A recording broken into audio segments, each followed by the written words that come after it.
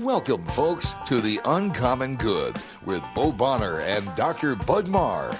Every week, diving deep into the truth of Catholic social teaching and restoring all things in Christ. The Uncommon Good is on the air. I'm Bo Bonner. I'm Dr. Bud Marr. We are joining you from these United States of America, here in the middle of the country, Des Moines, Iowa, where we are here on Iowa Catholic Radio Network.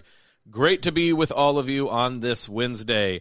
I'm Bo Bonner over at Mercy College of Health Sciences. I am the Senior Advisor for Mission Initiatives and the Director for the Center for Human Flourishing. Bud, you as well are over at Mercy College, and what do you do? I am in the Office of Academic Affairs, so the Associate Provost, working with our great program chairs and faculty on all things academic. It's wonderful to be here with you, like we said on this Wednesday. Glad that you can listen to us, or if you happen to be listening on podcast, whatever day it may be, thank you for making sure to tune in. Always a great part of our day to speak about these lovely topics, and we're glad that we have followers who listen to us, but we're also, of course, very grateful for Mercy College of Health Sciences, not only for employing us, but also for underwriting our show, mchs.edu. If you want to be a part of the healing ministry, the continuation of the heritage of the Sisters of Mercy, and all that Catherine McCauley and her great bevy of children throughout time in the world have done, we're the place for you. mchs.edu to check out programs, entry points, all that good stuff. Shout out to our buddy Matt Romke, who, of course, does a great job with his folks, marketing, admissions, and letting people know ways that they can join in the fun. If you were going to enter a health profession, what do you think you'd land on? What's ones where they're like, we need you to destroy things? Whatever that is, right? So it's the same thing with like demolition construction. crew. Yeah, if there's something like the demolition crew in medicine, Yeah. I could probably do that. Otherwise, I don't know. Maybe if it's like when I was younger, maybe carrying things. I think it would all be tough for me. It would have to be one where the blood and fluids and things were minimized. So I've kind of ruled out nursing, but maybe a rad tech. I would have to say, like, rad tech. I mean, I don't have the fine motor skills, patience, or organizational skills that they probably want, but I am always impressed by rad tech and what they're up to, and just the ability to, the sort of mystical, magical poetry of seeing people's bones and innards, all very cool. And there's a lot of cool stuff to do. Sometimes we don't talk about this enough, is there's just some cool things to do in medicine, and we got it over there at mchs.edu. You could make jokes about being a rad tech. Yeah, totally rad. Rad squared. Technically, I'm rad. This is getting bad. So that rhymes as well. But yes, mchs.edu, thank you for underwriting the show.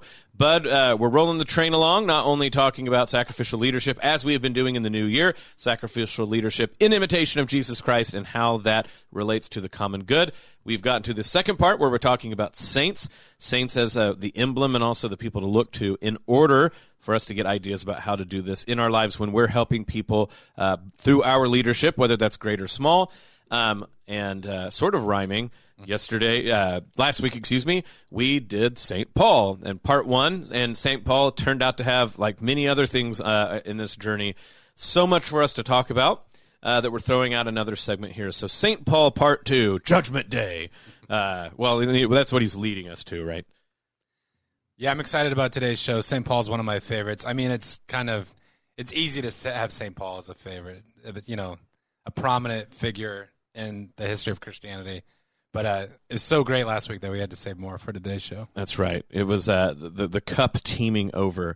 That reminds me, very ridiculous sort of aside, but I always appreciate that, a lot of Protestant churches aren't going to be called Saint whatever. We do get a few saints. We get St. Matthew's churches, St. Luke churches, St. John's, but then maybe a few St. Mark's, but then St. Paul. We get some St. Paul churches with the name Saint in front. You'd hope that they could appreciate other saints as well. But I'm happy to see St. Paul praised wherever we might see him. Two of my favorite cathedrals are St. Paul in Pittsburgh and in Minneapolis. And I when I Google them, I'll be looking for St. Paul's in Minneapolis, and accidentally land on St. Paul's in Pittsburgh. I think one is the Cathedral of St. Paul and the other is St. Paul's Cathedral. That might be wrong. Don't quote me. That's right. But yeah, if you're driving to Minnesota with Bud, make sure that he is not driving to Pittsburgh. That's right. This is the Uncommon Good. Bo Bonner, Dr. Bud Marr. Stick around, and we promise we won't lead you astray. We'll be back right after this. Support for Iowa Catholic Radio is provided by the Sarah Vocations Ministry, including the St. Sarah Club of Des Moines and the Sarah Club of Council Bluffs. Sarah is an apostolate of the Worldwide Catholic Church dedicated to fostering and supporting priesthood and religious vocations. Sarahans strive to accomplish their mission through prayer, fellowship, and service to the bishop, priests, sisters, and all in religious formation, and in doing so to increase their own holiness. Learn more at joinsarah.org, joinserra.org. Thank you, Sarahans, for your support of Iowa Catholic Radio. Support for Iowa Catholic Radio is provided by Construction Professionals. Construction Professionals does remodeling and new construction. Construction Professionals is a Catholic family business built on a strong foundation. CPCustomHomes.com. Thank you, Construction Professionals, for supporting Iowa Catholic Radio. Support for Iowa Catholic Radio provided by Mercy College of Health Sciences, where you can chart your course for more. Mercy College provides unparalleled clinical rotations, hands-on learning, accelerated education, and flexible schedules. Since 1899, Mercy College has been transforming students into healthcare professionals. Guided by Catholic values, our faculty put classroom theory into practice. Students are prepared for roles in service and leadership throughout their own careers. Learn more at mchs.edu. Mercy College of Health Sciences, mchs.edu.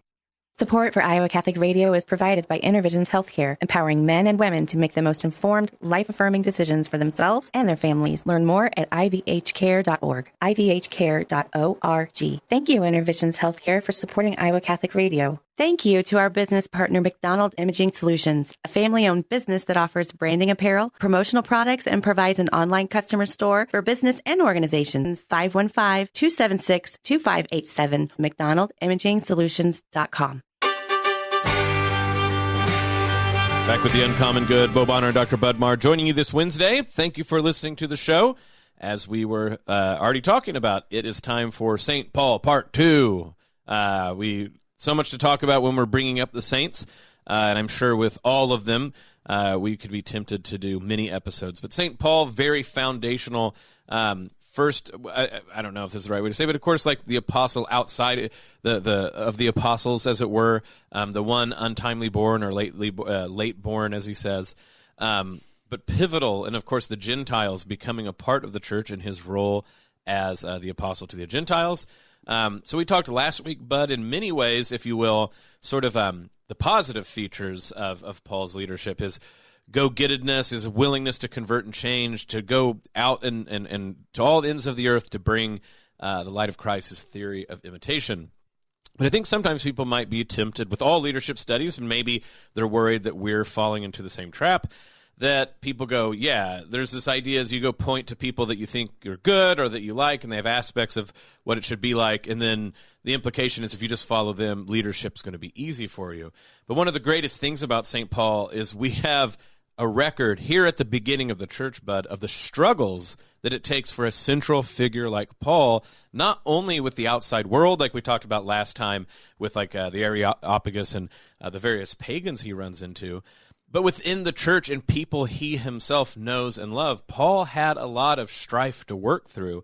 And not only are we going to talk about that first here, about the strife, but that sort of brings him to one of his best theories that we'll finish off here.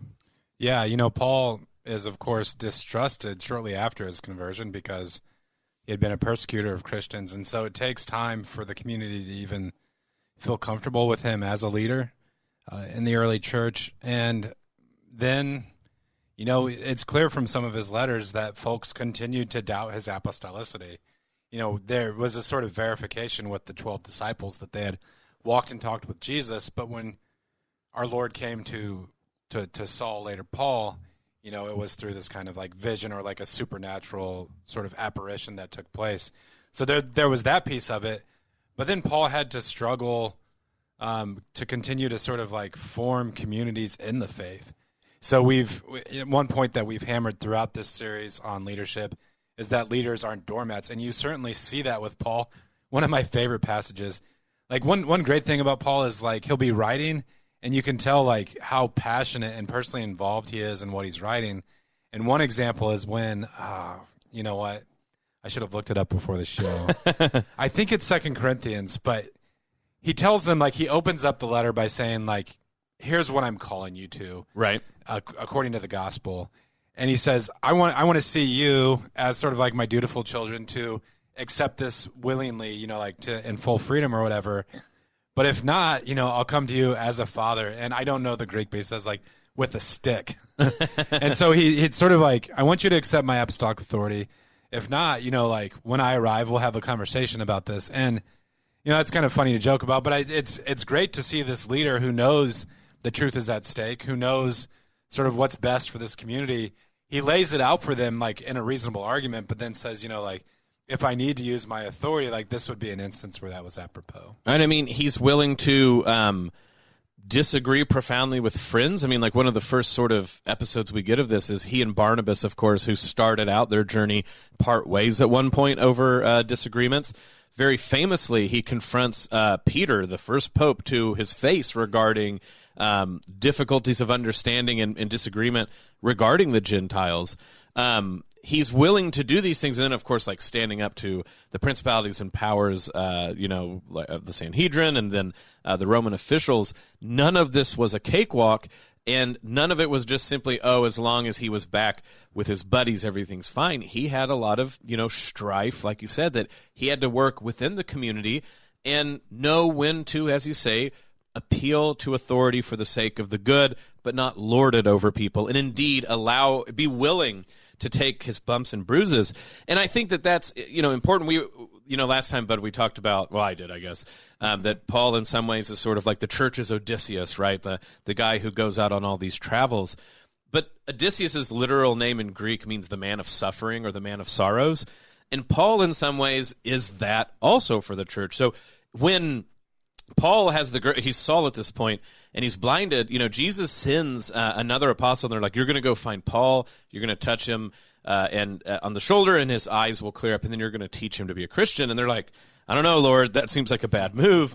But the Lord says, go, for he is a chosen instrument of mine to carry my name before the Gentiles and kings and the sons of Israel. Okay, makes enough sense. But then he goes, for I will show him how much he must suffer for the sake of my name. And so Paul develops an intricate idea about leading through suffering and weakness, Bud. Yep. And I think that is the sort of beacon about what we mean. Yes, you're not going to be a doormat. No, you're going to go to the ends of the earth. You're going to make people bow before the name of the Lord. You're going to speak to people no one thought you would have the authority to do so. But your strength is going to be through weakness. And that doesn't mean, again, being passive and never standing up for yourself. It's sort of living in to those difficulties. Well, to quote another Bible passage, this one is from 2 Corinthians 12, and it expresses precisely what you're getting at, Bo. But imagine if one of our living leaders today talked in this way, like how refreshing in some ways this would be. I will, even if I should choose to boast, I would not be a fool because I would be speaking the truth. So Paul is making the arguments that he has some grounds for boasting because of his background, but I refrain so that no one will think more of me than is warranted by what I say because of these surprisingly great revelations that he's been given in Christ. This is the key here, I think, Bo. Therefore, in order to keep me from becoming conceited, I was given a thorn in my flesh, a messenger of Satan to torment me. 3 times I pleaded with the Lord to take it away, but he said to me, my grace is sufficient for you, because my power is made perfect in weakness. Therefore, now Paul, again speaking in his own voice, says, I will boast all the more gladly about my weaknesses so that Christ's power may rest upon me. That is why, for Christ's sake, I delight in weakness and insults and hardships and persecutions and difficulties, for when I am weak, then I am truly strong. When we've taught together, we've talked to undergraduates about this, and it's kind of a tough sales pitch. Like, we've been sort of formed in our lives, I think especially in our culture, to value strength and to value even coercion. Like, how are we going to bring about what's right unless we sort of impose it on the world? And Paul sees this mystery, this profound mystery to the way that God works, where God expresses his power through weakness, preeminently in the incarnation. But in Paul's life, it was even manifested in something like this thorn in his flesh. And we don't know what that was. Some scholars speculate that it may have been like an eye problem that Paul had. But he asked God, he pleaded with God 3 times to have it removed. And God chose not to remove that thorn because he wanted to make his power known through weakness. And we could talk about all sorts of examples of this throughout history, but you think about, like in this case, we go back to St. Paul and St. Peter. When the Roman authorities, when they executed those 2 figures, they probably thought, well, that's done away with. That problem's gone. Today, think about what stands over the graves of St. Peter and Paul, right? The truth won out. And so this is why we laud the saints, not because they were like naturally born just like these spectacular beings, but because God's grace became so evident in their lives that God's power was made perfect through their weakness. And even the world, when it thinks like, well, I'm gonna kill this self-sacrificial leader to get rid of his cause or whatever, that's where when we talk about the blood of the martyrs being the seed of the church, the truth actually in the wake of that martyrdom flourishes in ways that, those who killed them can't even imagine.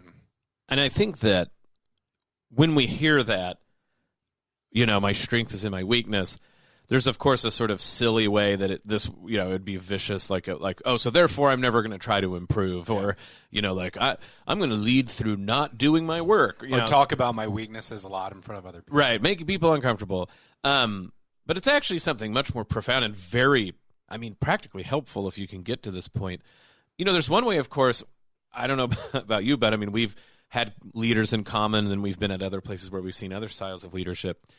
A lot of times it is the strengths of leaders that get them in trouble. Yeah. Either literally in trouble or like run them into issues because they go, well, I'm strong in this way, so like I have nothing to worry about. And they over-rely, so to speak, on their power. Now, it's certainly the case that I, for one, think it's silly to make people, like if you're in a job, to just fit them into the box. Oh, this is the job description, so you must do blank, right? I always joke around that if you want me to, like, organize things, you should just fire me. It's a bad use of your time.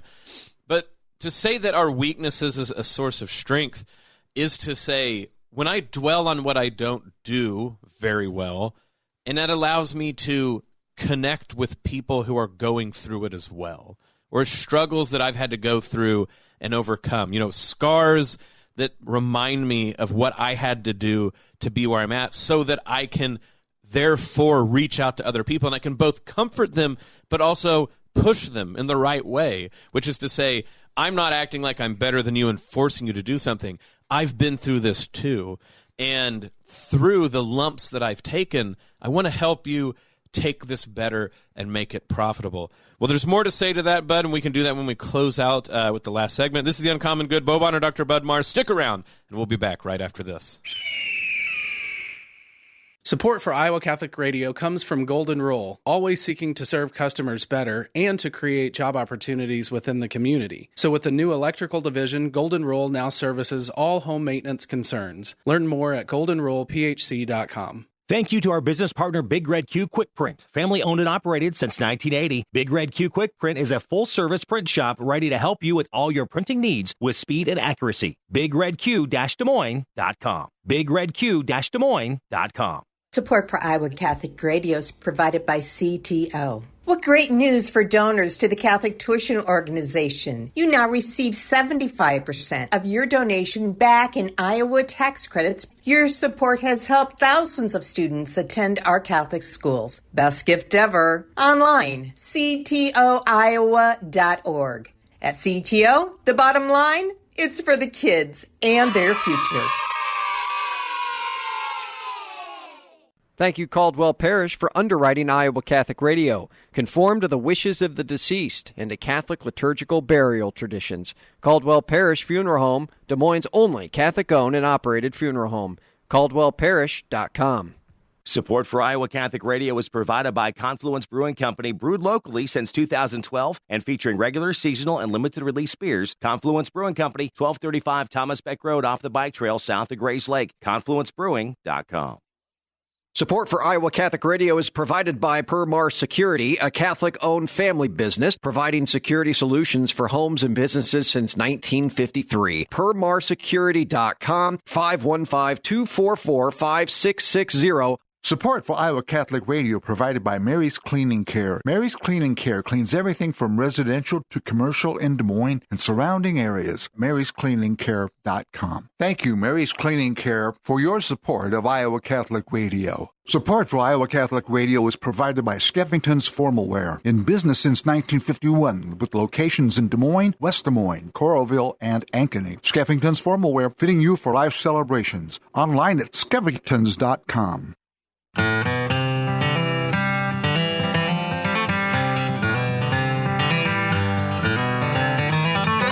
Back with the Uncommon Good. Bo Bonner and Dr. Bud Marr joining you this Wednesday. Thank you for listening to the show. Bud, to jump right back into it, so we're talking about St. Paul. This is part 2, considering him as a sacrificial leader.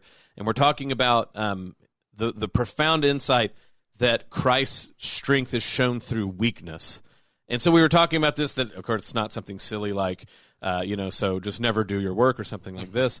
But as a leader, sort of leading with not like, always complaining about how you're not good enough for something, but to say it was, in fact, difficulties, either in yourself or like that you've struggled with others, that give you the sort of apostolic authority, as it were, to lead other people. I think that that's a very hard point to hear and trust, but when it's seen on the ground, that is a way forward, even for organizations or groups that have a lot of distrust, to be able to trust a leader by them leading with their wounds. Yeah, I think this is a point that's worth reflecting on at length. Like, I'm kind of encouraging those who are listening, if you've got like time and space to carve out, to think about this idea of power being made perfect through weakness. And, like a key point of that reflection can be the incarnation, but there's all sorts of examples from everyday life too. And the way that I think about this is it's built into the very DNA of creation. Like, God's power was most evident not through sort of like a genie from the cartoon Aladdin, where he sort of like, did some grand display, but by becoming a child, wrapped in swaddling clothing and then willingly going to the cross. When we were doing the last segment of the show, my thoughts actually went to mothers, and in our day and age where like everything is so utilitarian and so profit driven, I don't think we value motherhood in many ways like we should. You think about the kind of persons who have had the most influence on history, all the sacrifices that a mother makes, through nursing and different things like that, the sleepless nights, whatever it happens to be. Those things aren't glamorous or glorified, but that's how God chooses to pass on the truth and to have this ripple effect throughout time. So, I mean, they're really, and the calling in both cases is for us to look either to the Blessed Virgin Mary and to say, like, how can I imitate her fiat? Or, for St. Paul, he says at one point that he bears the marks of Christ in his body. So I go back to that idea of being like transubstantiated into Christ. That will take on a unique shape and form in every person's life, but that's the kind of person, the kind of leader that we're all called to be. Absolutely. Leadership is a sort of stigmata. Like, are we going to wear the wounds of Christ? Yes, but also ourselves to demonstrate this. But I think you're right. Motherhood is a sort of willingness to become weak for the sake of another. Like, being pregnant for 9 months is a willingness to sort of run multiple marathons every day, as it were, to grow this body inside of you, and then to take care of it, all that, and then just emotional, right? Like Mary and the sword through her heart is an example of what it means of there being strength and weakness. And then even one more time with Paul before we end here, it was Paul's violence, right, that made him such an enemy of the church, and it was his then willingness to suffer violence, right, to invert that made him the leader that he was. And it's the same way that the zeal that sent him far afield and away from the will of God can now be sort of, as long as it dies and is reborn, it can now be the very strength that used to be the thing that brought him far away. And I think that's what we mean when we say we lead with weakness that shows the perfection of power. This is the Uncommon Good. May Jesus Christ, the Prince of Peace, reign in our hearts, our families, city, state, nation, world, solar system, galaxy, the whole kit and caboodle. This is the Uncommon Good, and we'll be back next week.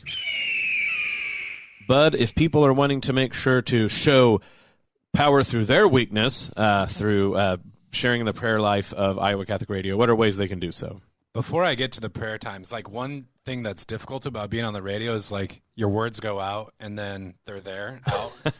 And like right when I was talking about St. Paul's Cathedral in Minnesota, I was like, is it in Minneapolis or in St. Paul? It's in St. Paul, Minnesota, which makes sense. Yes. But in case there's any Minnesota listeners tuning in this week. That's right. I stand corrected. They've just been combing the streets of Minneapolis, very confused. That's right.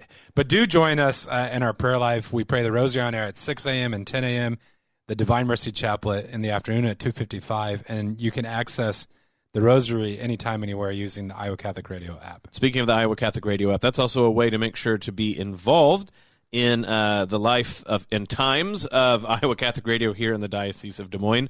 Download that Iowa Catholic Radio app. You can listen live, join the prayer life like we said, but that's a way to check in to see what we're up to. Also donate if you are so moved. You can go to iowacatholicradio.com. Again, listen live, check out everything that you need to check out, but that also includes the events calendar to know what we're going that's coming up.